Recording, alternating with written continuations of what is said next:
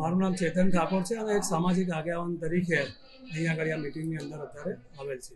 ચેતનભાઈ, આ લોકોએ વાત કરી કુંવરજી બાવળિયાની. કુંવરજી બાવળિયા એ ક્યાંય સપોર્ટ કર્યો નથી અને આંદોલન એમના વિરુદ્ધમાં થઈ રહ્યું છે, અથવા તો અલ્ટિમેટલી ભાજપની વિરુદ્ધમાં આખું આંદોલન ઊભું કરવાની વાત છે.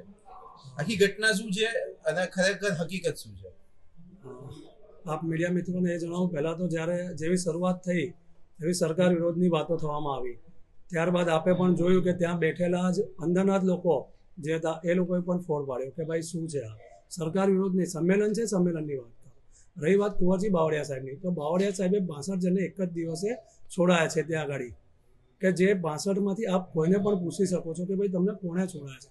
સરકારે પૂરતી મદદ કરી છે. બીજી વસ્તુ રહી વાત સંમેલનની, સંમેલન કરો તમે, પણ સંમેલનની જરૂરિયાત ક્યારે છે? જ્યારે તમે સરકારમાં પહેલી અંદર રજૂઆત કરો. સરકારને રજૂઆત કરી હોય તમે અને સરકાર નથી સાંભળતી આપણી વાત, એ પછી આપણે આંદોલન કરો, રેલી કરો, પરંતુ સરકારમાં હજુ સુધી કોઈ રજૂઆત કરી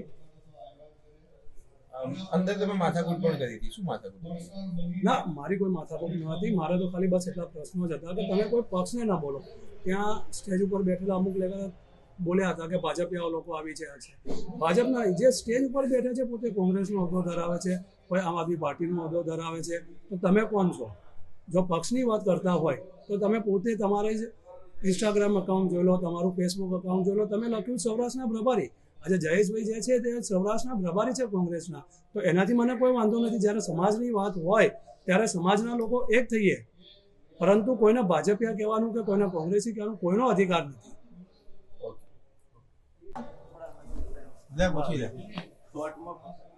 ચલો રેડી કલ્પિત.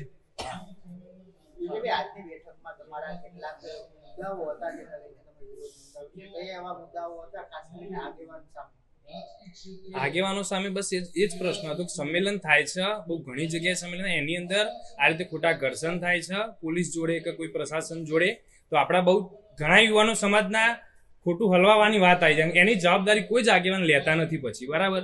કે આ રીતે આ યુવાનો હલવાયા તો કે એમની રીતે હાન તે આગેવાનો કે અમારી જવાબદારી, પણ કેસ આગેવાન પૂરતા જ નહીં, યુવાનો ઉપર થાય છે ને એમની પણ આગળની લાઈફસ્ટાઈલ બદલી જાય છે.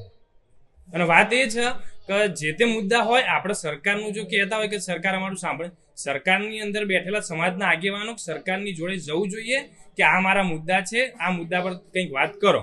જો તમે સરકારના અંદર બેઠેલા આપણા આગેવાનો જોડે કે બીજા કોઈ નેતા જોડે કે સરકારની અંદર જે પણ લોકો હોય એમની જોડે કંઈ વાતચીત કર્યા વગર તમે આ રીતે કંઈ ગોઠવો કે કંઈ વાત કરો, એ બિનવ્યાજબી છે. તમારું નામ પરિચય આપી દીધું? તમારું નામ બોલી જાવ ને. મારું નામ વિજયસિંહ ઠાકોર, ઠાકોર સમાજની અંદર સામાજિક કાર્ય. ઓકે.